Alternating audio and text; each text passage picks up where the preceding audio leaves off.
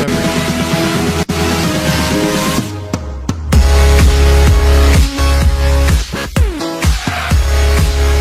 I'm Roger St. James, and I'm glad that you are here. Now, this is a place where we slow down a little bit and we talk about the stories behind the music that shapes our faith. Well, nothing here is rushed. Nothing here is too polished to perfection, as you well know. Just honest conversations about creativity, callings, and the way God shows up in the middle of real life. Now, each episode, I get to sit down with artists, worship leaders, authors, and the folks behind the scenes who are really figuring out things as they go along, just like the rest of us. We talk about what inspires them, what challenges them, and how their walk with Christ shapes the songs, words, and stories they share with the world.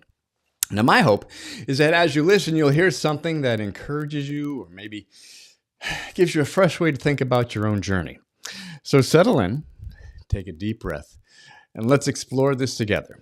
This is CCM Discovery, and I'm Roger St. James. Hi, Barry. How are you? Hey, Roger, doing great. Thanks. This is our good friend Barry McAlister from Fun to Grow On. I had the pleasure of meeting you, Barry, down at Content one day when we were down in Nashville for that fantastic week. So it's good to see you again. I wish you were sitting here next to me, or I was sitting next. Actually, I'd prefer to be sitting next to you in Nashville. Yeah, come on over. If I were going to come to that chair, it would take me a while, but I could leave. We could try. We'll make it happen. We like to, before we jump into the fun stuff we're going to talk about, I always like to ask my guests to brag on their family a little bit, because I know your wife, Laura, has a lot to do with the success that you guys have had. Yes. I'm the comedy guy and the actor guy, and I do all these crazy, silly things. You're like, well, how can I use that, to help people, to add to people? And Laura, she's the one with all the letters after her name, and she's the way I usually say it is that she's like the meat and potatoes, and you just put me on top of it like the gravy. But what I do is I add some entertainment, some improv on top of it. And Laura is the one that we work together. She's the one who has the leadership and the communications experience. And we teach corporate people, individuals, whoever needs it, some better things on how to communicate and how to be better leaders.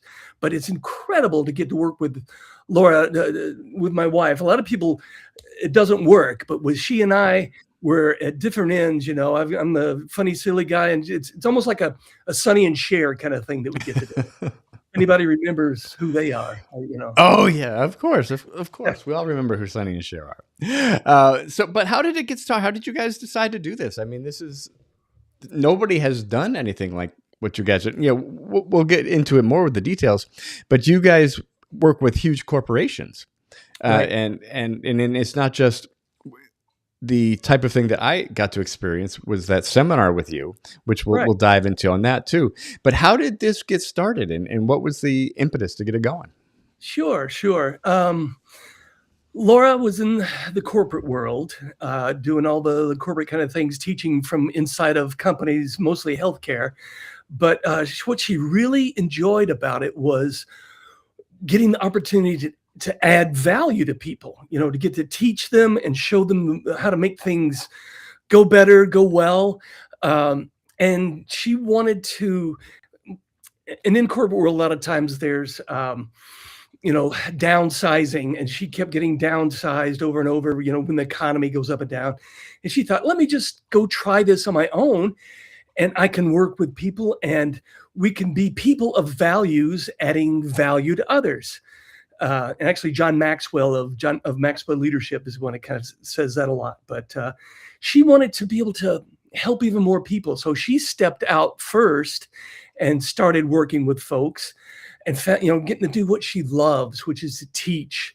And like I said, to add value to people. And I started coming along because I was over here doing my own workshops and things, showing actors and voiceover people and other corporate people and teachers how to use improv skills in their communications. But we found out that the same skills that improvisers use are the same ones that anybody doing communications correctly have to have. And so it works beautifully to work together, and we get to help people, and we make them laugh at the same time. It just started from us wanting to do what we love. And what you love, you have, I know you're going to be modest about it, but you have a pretty impressive, comedy background. We're talking about Second City. We're talking. I want to pick this up because I want to get it right. Okay. The hum from. How am I saying that? Am I saying that Hum- right? Humphrey. Humphrey the Humphrey. Hunchback is, Humphrey. Okay, and you were the host of a like Yeah, a yeah. yeah. So tell us a little bit where Barry came from and how you got into what you do.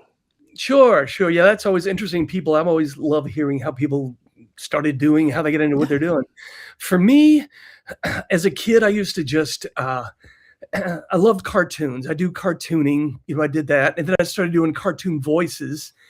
But then I found sketches, and actually, I saw Burns and Shriver. I don't know if anybody's going to remember them or not, but look it up sometime on YouTube. But they did sketch stuff, and then I discovered, Monty Python and some of those kind, and then Saturday Night Live. But I started, making up sketches, and then I started writing sketches as a kid and doing voices. Then as an adult, I got into improv because I just love making up stuff on the spot. I tried some stand up, and it's tough. And then they didn't have a lot of the clean stand up opportunities back then. We have Dry Bar and some other things today, so it was kind of a rough scene going to the clubs. So I started doing improv and just fell in love with it. And at the same time, I was doing acting, doing a lot of music videos, and lucked into some that were very popular. And from there, did more and more acting and more improv. Um, but somewhere along the way, I had the chance to do KT Oslin's "Come Next Monday" music video as the dancing hunchback, and people started knowing me for that. And so when the local TV station wanted a horror show host, I loved horror movies as a kid, all the really bad ones. I'd stay up on Friday nights in my sleeping bag with friends and watch horror movies. I was like, oh, I have got to do that. So I put together a tape, and I ended up being Nashville's horror show host for it was like 3 years, I think it was. And just it was a comedy thing, and the movies were really bad, but it's fun. Some of them are so bad we love them. And I did had a puppet with me sometimes, but Humphrey was pretty popular for a while. But then we were going up against Saturday Night Live when they changed us, and then we didn't do it anymore. It was kind of fun. It was one of my childhood dreams, to be a horror show host, and it's one of those dreams that came true. It doesn't happen, so that's a very cool thing that it got to happen Yeah, for you. yeah, yeah. And as far as the voice, how did you stumble onto becoming a voiceover actor? I just think what your as one of the things I talk about here is I get to actually stalk people, so I think it's kind of fun. So I get to dive into people's past, and just the things you've done, Barry, are Mhm. just fascinating to me. I mean, the voiceover, the comedy, the the music videos, the television show. You've done so much, and if you can just kind of bridge how that got started and how you bring it in to fun Yeah. to grow on, and then we'll jump off from there. Okay. Yeah, yeah. With voice work, like I said, when I was a kid, I just loved cartoons, and I found myself impersonating, Popeye and some cartoons that were popular back then. But then as I started doing some acting, the first places, I started doing a lot of work for Lifeway, the Christian Resources Group. Mhm. And at the time, when I first started, they were the Baptist Sunday School Board. But they had a lot of projects for kids and a lot of projects with puppets. And so I started doing the puppets and the voices. And just I love that kind of work. And then I found and others, producers, I knew that I was doing voices and puppet stuff. So I just kept doing mostly puppet voices. And then, as my agent and others found out that I could do voices, I just, started getting hired to do some things like that. And we put together a voice reel and people got to hear it. And then I started doing my own live kids show at the mall here in Nashville. And then we took it up to Bowling Green, Kentucky as well. So I was the host, Uncle Juniper, and it was Juniper Junction. And we, I did all the voices for the puppets.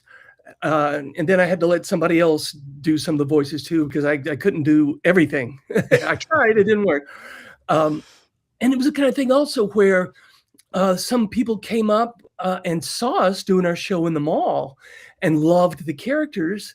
So then they signed us on to do a couple of videos. I don't know if you've seen the Storybook Tree videos, links I sent, but I know that some people, it's puppet driven, and I got to do all the voices and all the singing on those. And suddenly it just became my thing to be doing voices. And then in my improv, I've always done characters with voices as well. So it just all folds together. And then you asked how I put it into Fun to Grow On. Sometimes I will make some of our promotional things with my puppets. I should have got one of my puppets here on hand to show you, but just a fun puppet on a graphic gets people's attention. And sometimes I'll do little videos to promote Fun to Grow On. But one thing we did too, out of nowhere, since I love puppets and I brought them, Laura was standing talking about hearing the voices in your head. And so I put a couple of puppets on her shoulders, the good voice and the bad voice. And, so I was doing voices behind her and she had no idea what was going on. We just had fun with that. And the audience loved it because, nobody gets to see puppets anymore. And it was just fun, silly out of nowhere. And so that's the main way that voices are working their way into Fun to Grow On right now. So you work with major corporations. Tell us a little bit about how you came to your faith and how, because you can't go into like the Titans organization, and we'll talk about how you work for them, but you can't go into there and beat them over the head with God.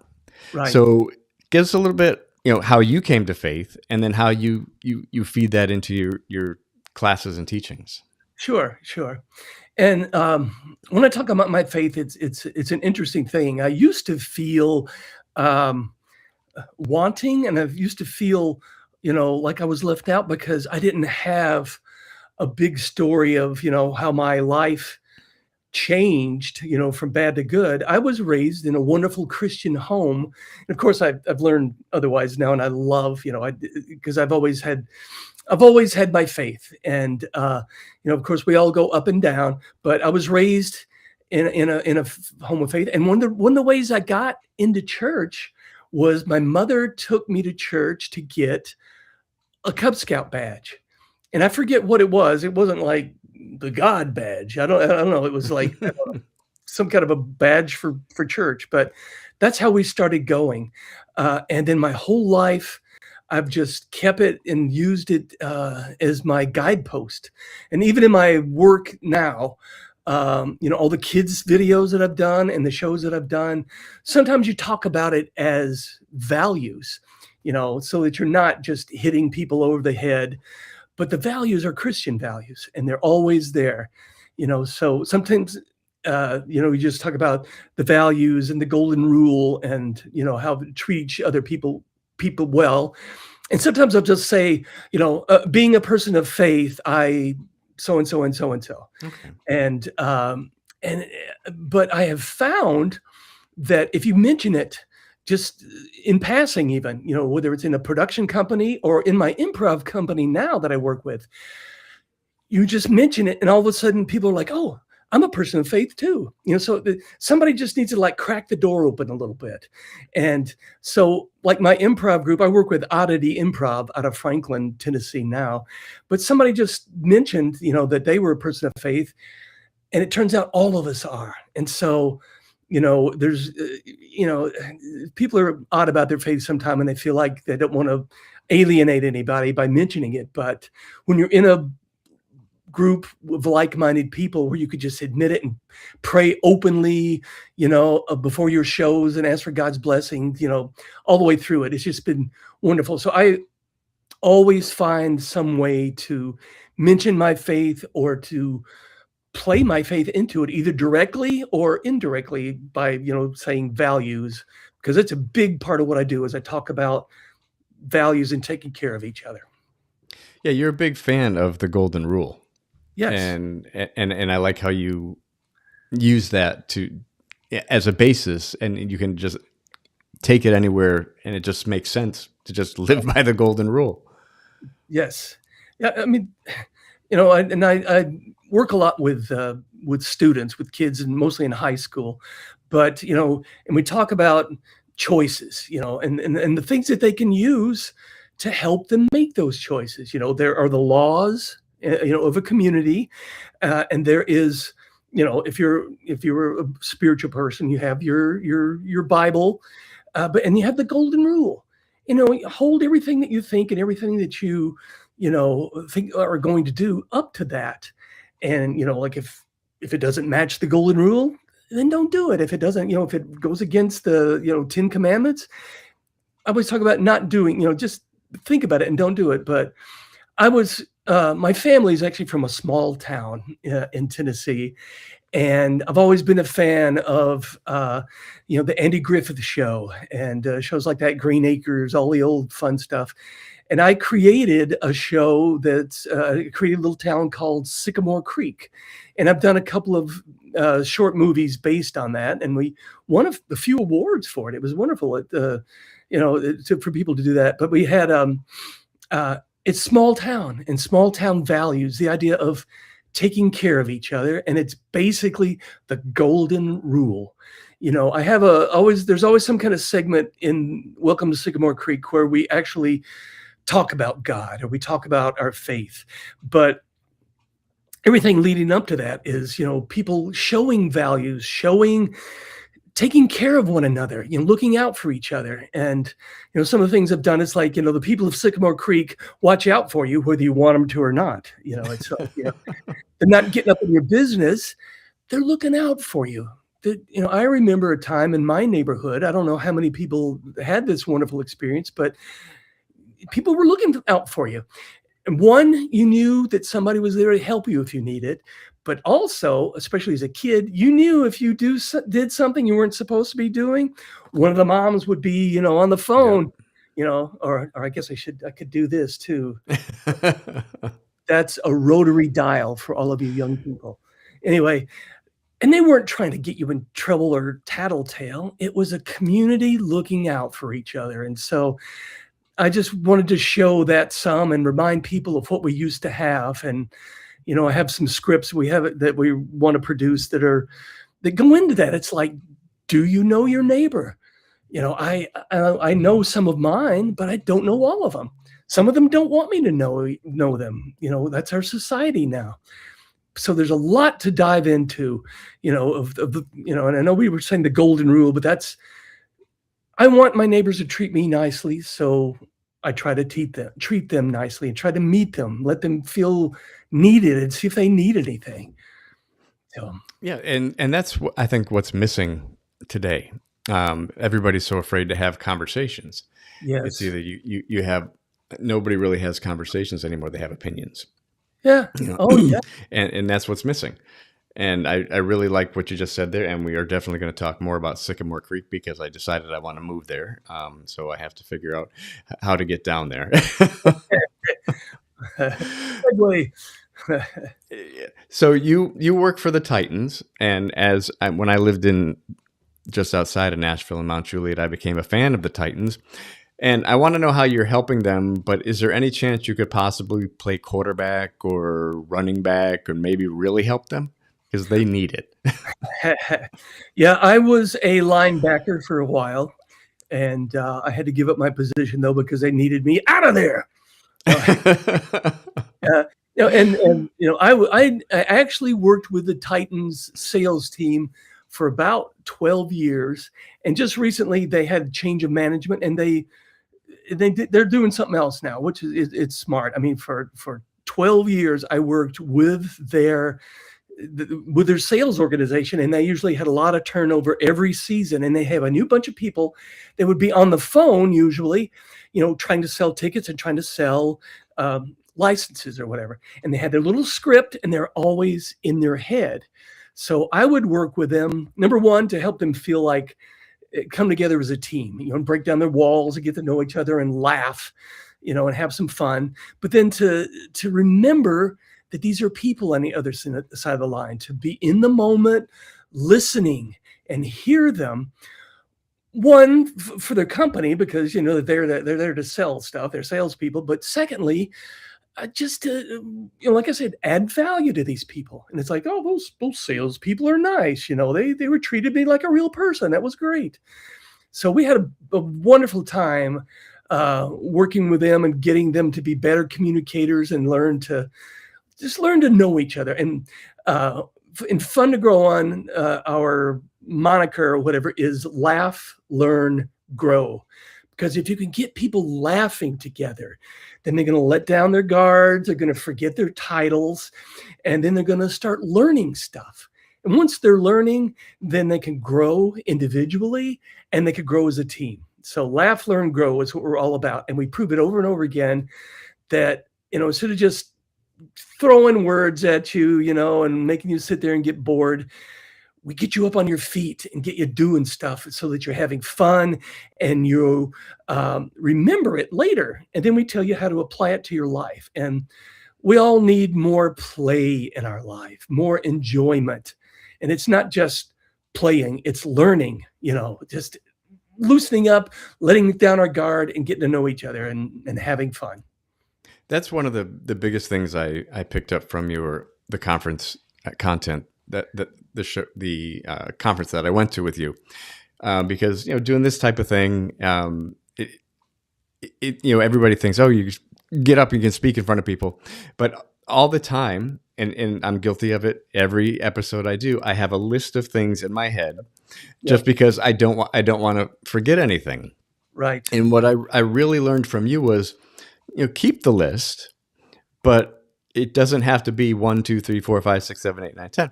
And Right. then a lot of times, and since the class with you, I've really noticed it has made the show better. Where I'll just somebody will bring something up, and I'll say I had that wasn't even on the list, but let's go down that road, Yep. and let's see what happens. That way, it's not like, okay, and then in 1982 you did this, and then 1987 you did this. Right. And I really appreciated the listening aspect and relaxing aspect of what you're talking about. Right. So many people get so uptight about having to talk or having to present. A lot of corporate people, they've got their, I was going to find a clicker or something, but they've got their slideshow, and it's like, all right, here's number one, I'm talking, talking, talking, and here's number two, and they're just getting it out there. But if you can be in the moment, and like everything you say, you listen. And when we're on stage, we say, everything that your scene partner says is important, and you're listening to it and you're there in the moment. And we do some improv games for listening, to show people how important it is. And those sales folks that I worked with them, they knew, because sometimes people would say, "Oh, that's pretty good. I'm not sure," and they wouldn't hear it. They'd be going, "Okay, point number 3, blah blah blah blah blah."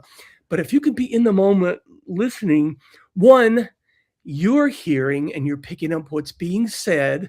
And then two, you're showing that other person that they are important, and you're connecting, and you'll comment or just, be there with them.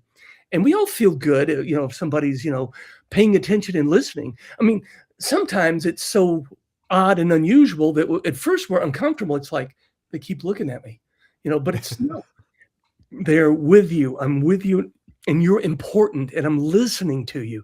Otherwise, people are like, looking around the room or whatever, or they'll, have, Looking at the phone. yeah, I was going to bring that up next. The Yeah. phone depth of it all. And, for someone like in your position, what I tell some folks when I talk about interviewing people, it's like, huh, okay, great. Yo, oh, that's wonderful. I'm making a comment back, but, and then I could go back and I could look at my paper and go, something else I was wondering about. It's okay to go back. Just right now, right here is the most important thing. and you live with it. And it might be that they give you something else, like you did a while ago. We switched gears because you wanted to move on. It wasn't you were going point number 4. It's like you said. I mean, if you're loose enough and open enough, you're relaxed and you get rid of that pressure on yourself too when you're talking to somebody. It's like and here's another point. I'm jumping around a tiny bit, but if you think of talking with people and working with people instead of like, I'm trying to get something from you, I'm trying to give you this thing. It's like, if I think about, I'm here to serve this person, I'm here to serve this audience, then you're giving, you're not trying to get something back, from the conversation. It's like you're trying to make them feel important. You're trying to make a contact with this other human being, and for that little bit of time, show them that they're important. And you never know how you're changing people's lives. You don't know what people are going through. Somebody might look like this, and you start. I don't know, and people probably had this. Roger, you probably had this experience. You go into somewhere, and like the motor vehicle department or Kroger or whatever, and you're like, and you go, hey, it's nice outside. Oh, how's your day? And they're like, well, it's good. You're talking to me. And some people, they just need a little something from us, a little kindness in the They just moment. they Right? Yeah, they need to know that at that time, in this very moment, it's just you and me. Yeah. There's Yeah. this, I'm not going to remember your name. You're not going to remember mine. But right now, you matter. So let's, Yeah. even if it's just, hey, have a great day. I hope to see you next time. Exactly. Oh yeah. And then you hear stories, or I hear stories of people that have changed somebody's life in the moment because, and there's it could be really dramatic, like somebody was, going to go out and, they're going to do something horrible. Or it might be just as like, I was feeling bad and now I feel pretty good just because I had a connection with a person. Because, a lot of people can say words and communicate, but not everybody can connect. And we all need the connection.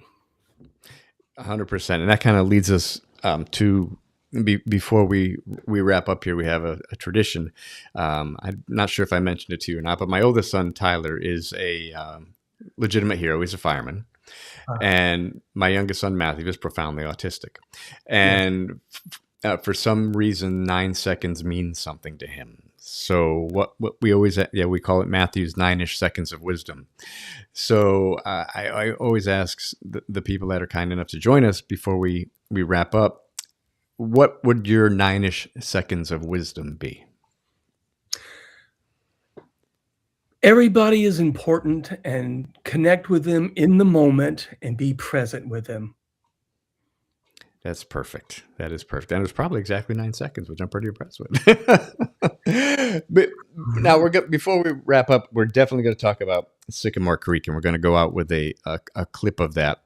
And I've watched it several times, and I picked this clip because it has a former guest of CCM Discovery on it. Jeff Allen has Oh, been yeah. on the show.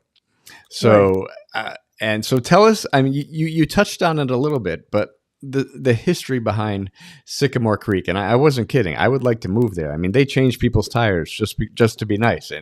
and I enjoy that. Yeah. In writing, I was trying to think of, something could show that people might do. Besides like putting coins in a meter or paying somebody's, pay for somebody's coffee that's in the car behind you. I mean, there's a lot of things like that, but a community coming together and the idea of somebody coming into that community and going, oh my gosh, you did something nice for me without me asking. So that was just kind of, we wanted to put that idea out there of why not think about that, have that in your mind. And being a comedy guy, I was trying to think of some people that were in my area that I could get. And Jeff Allen lives in the area. Victoria Jackson from Saturday Night Live fame lives in the area. And we had Megan Alexander, who's done a lot of new stuff. And she did Small Town Christmas. And then some good friends of mine. There were also other like Ryan King, great comedians. But then to have those people and to be able to write something specifically for them, like, I mean, Jeff's really dry and he talks about his wife and you get to see Yeah. the stuff that he usually does. So it was so much fun. I wrote lines for Jeff Allen, and and he was so good to work with, so nice to work with, and they all came to the little town that I shot in, that we were pretending was Sycamore Creek, and Victoria Jackson, she was glad to be there, and just did her crazy zany stuff, and even played the ukulele a little bit like she does. But it was just fun to work with some real people of faith. There's funny people of faith out there that keep doing their thing, and they shared their time with me doing my little Sycamore Creek for a little while. It was wonderful. Now, Barry, while we've been talking, we've been putting all your information under there. But if you want to tell people out loud and live and in person where they can learn more about you and, of course, Sycamore Creek and Fun to Grow On. Yeah, yeah, fundtogrowon.com is our company, and that's the consulting stuff. And on like YouTube and Facebook, there's Fun to Grow On, but it's also Welcome to Sycamore Creek, and you can find the famous Happy Biscuit sketch, and some other great sketches from Sycamore Creek, and all the things we've done through the years. There's even some fake commercials on there and some other stuff that's not Sycamore Creek. And it's going to be a lot of fun. I have watched them several times since you told me about them and sent me the links. And we're, like I said, we're going to wrap up here with a little clip from that. But Barry, again, so nice to see you again. Thank you for taking the time to join us here and telling your story. It's been amazing. Thank you so much. Blessings to you, and give us a chance to talk about our faith and the things we do with creativity. Thank you. Thank you, Barry. Hey there, Mr. Carter. Can I help you with something? Well, Randall, I got a situation. I don't know if you know this, but I purchased a copy of that famous Blue Boy painting. You know the one, right? Anyway. Oh, yeah. We've had it for years. Now, this is going to sound weird, but the fact that the boy in the painting hasn't gotten any older is really starting to disturb me. So it disturbs you? Yes. The only one in the entire house that hasn't gotten any older. Now, my wife thinks it's because our boy went off to college, couldn't get a job, and now he's back home living with us. That's what she thinks it is. Oh, so he lives in your basement? No, dining room. We don't have a basement. An old Blue Boy's there to remind me of it every day. And my son's still there, too. Oh, dear. Wait a minute. What is that? Is that a rabbit? No, wait. It's a duck. No. Wait. This is one of those optical illusions. This particular one is over 150 years old. So what do you see? I see frustration is what I see. All right. I'm not going to be able to sleep tonight. Which one is it? Duck, rabbit? Tell me. It literally depends on your perspective. My perspective. My perspective is I don't know what the heck it is. That's what I'm asking you for. I hate these things. Is it a blue dress or a gold dress? Is it a lady or a cat? The person on the phone named Pat. Is that a boy or a girl? And this one, my wife and I got in a huge fight over this one. Is a tomato a vegetable or is it a fruit? Not a farmer. Let me let you spend a little bit of time with it, and then you can decide if it's going to be a part of your life or not, okay? I wish I had that option with my mother-in-law. Hey, I'm kidding, right? Don't tell my wife. But really?